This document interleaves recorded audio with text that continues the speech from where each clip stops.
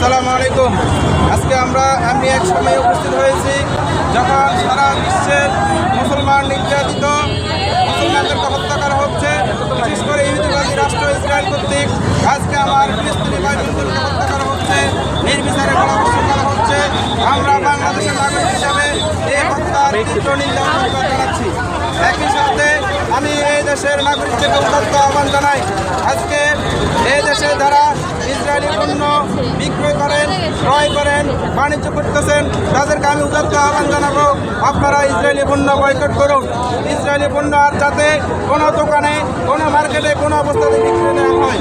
আমি বিশেষ করে উদাত্ত আহ্বান জানাবো সারা বিশ্বের মুসলিম নেতাদেরকে, আপনারা ইসরায়েলের বিরুদ্ধে এমন ব্যবস্থা গ্রহণ করুন যাতে ইসরায়েল আমার ফিলিস্তিনি ভাইদেরকে আর হত্যা না করতে পারে।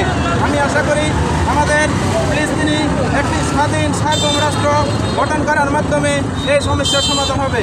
আমি আল্লাহর দরবারে সাহায্য প্রার্থনা করি। ধন্যবাদ সবাইকে।